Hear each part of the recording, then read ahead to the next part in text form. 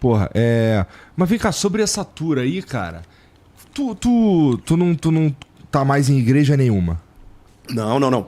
Eu faço parte de uma igreja. Não, mas eu tô falando de pregar. É que a função do evangelista não é pregar na igreja. Você não é um pastor. Não você é sou um pastor, evangelista. um evangelista. Então, como evangelista, a missão de um evangelista, a gente fala para quem é cristão, mas é apresentar Jesus, é levar Jesus para as pessoas. Tá, vamos dizer que um evangelista... Vamos lá. Você é o David Leonardo. Tá. E você tem um perfil grande na internet, todo mundo te conhece, né? Existe o evangelista nas igrejinhas também? Existe porque... Veja o seguinte, a gente tem um missionário que é muito parecido com o evangelista, só que diferente do evangelista, o evangelista ele fala e vai embora. O missionário ele fica até o trabalho gerar um fruto. Tá. Então ele fica normalmente quando o trabalho está pronto, ele não usufrui do trabalho. É a mesma coisa eu apresento Jesus para as pessoas e eu saio dessa esteira, eu vou embora. Então entra depois daí a pessoa tomando uma decisão por Jesus, a figura do pastor, do líder religioso, do mestre. Então o meu trabalho está cumprindo quando eu aponto essa pessoa para Jesus. Uhum. E aí em Jesus ela encontra essa igreja. Então essa é a diferença. E esse, na verdade, é o grande desafio que a gente tem com as pessoas de compreender aquilo que a gente prega pela missão que a gente carrega. Porque o cara olha eu pregando e diz, essa mensagem é coach. Essa mensagem só fala que Jesus é amor, não fala que Jesus é justiça. E é uma viagem tão grande, porque a função do evangelista é falar do evangelho completo, mas é da parte sobre salvação. É imaginar, tipo assim, um o evangelista só fala de salvação. Na sua totalidade. Tá. Você tem que imaginar assim, um socorrista médico, o cara que vai na ambulância, ele não faz uma cirurgia na rua. Não. Na rua, o que ele faz? Ele estanca o sangue, na sua maioria das vezes, não é verdade? Ele imobiliza a pessoa e envia ela. O trabalho dela é garantir que aquela pessoa chegue no hospital vivo. Então, a minha função não é a do médico que vai fazer uma cirurgia nessa pessoa. Minha função é do evangelista. Eu sou o bombeiro no acidente, que chega e diz, eu sei o que pode te ajudar, e eu te levo para esse lugar. Então, essa é a maior dificuldade, porque as pessoas querem que você fale tudo e principalmente o que elas querem ouvir.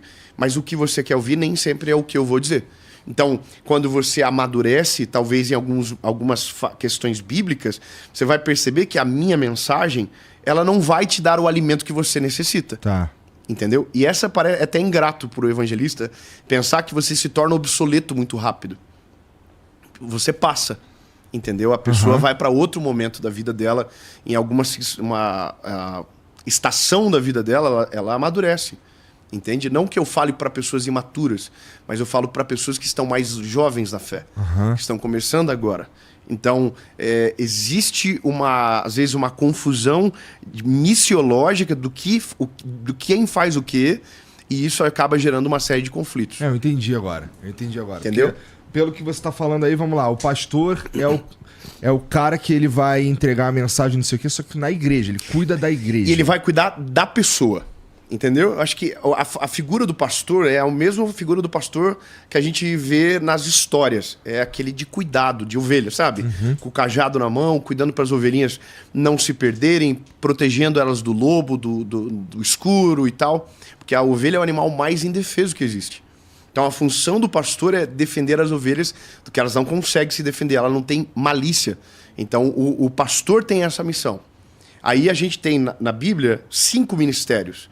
A gente tem um evangelista, a gente tem um pastor, a gente tem um profeta, a gente tem um apóstolo. Acabou fugindo um aqui, mas a gente tem esses ministérios e o meu é o evangelista. Então o apóstolo é o que planta igreja, o pastor é o que cuida, o mestre. Lembrei, o mestre é o que ensina, entendeu? E é ele que pega essa ovelhinha que acabou de entrar dentro desse rebanho e ensina para ela sobre como ela se defender, como ela identificar as coisas. E aí, essas são várias as missões dentro do corpo de uma igreja, de um organismo, quando se fala de cristianismo. E o que acontece na tua tour? Então, quando a gente começou, a gente fazia igrejas, eventos normais, as conferências de igreja, aquela questão toda do que é o cenário tradicional. O que a gente percebeu?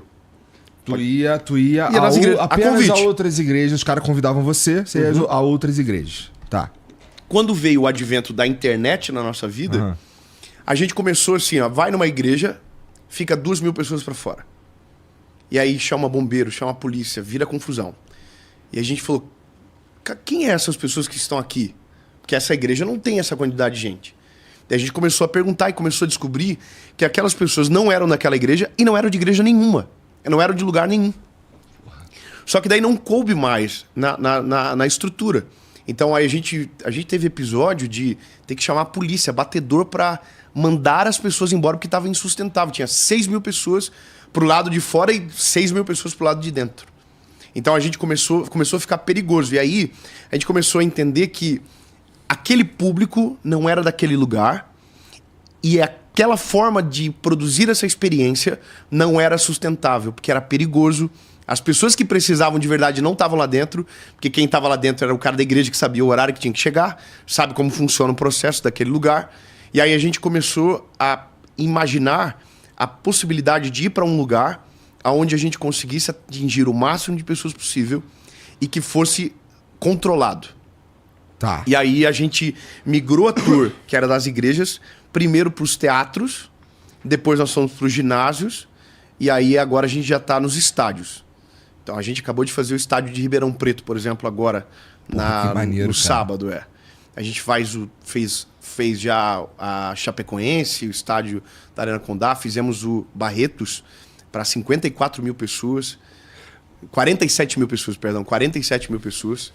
Então, a gente, não é que a gente saiu da igreja. Eu sou parte de uma igreja, porque eu preciso de uma igreja, porque isso é a razão do cristão também. Ser parte do membro do corpo de Cristo.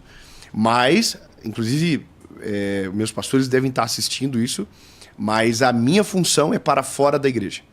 Para fora das quatro paredes. Inclusive, agora, dia 15, a gente está aqui no Espaço Unimed, em São Paulo. Você é meu convidado, se você quiser ir.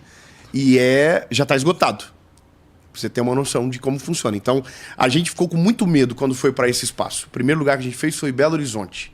Acho que era 3.000 e poucas pessoas. E eu me lembro que naquele dia eu fiquei me questionando muito assim, se aquilo que eu estava fazendo não era contra a missão que eu carregava. Por quê? Sabe? Porque é um negócio caro. É um negócio que envolve dinheiro. Cara, eu ia chegar aí.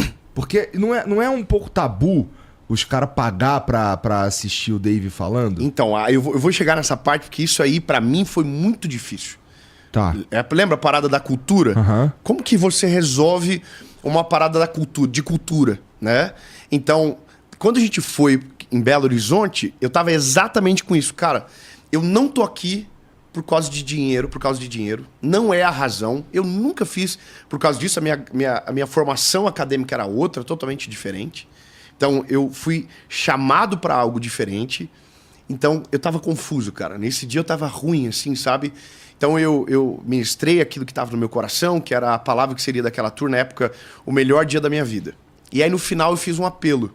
E o apelo é o apelo comum do evangelho. Você apresenta Jesus e depois é o que a Bíblia fala sobre o negar a si mesmo, tomar a sua cruz e seguir a Jesus. É uma mudança de vida.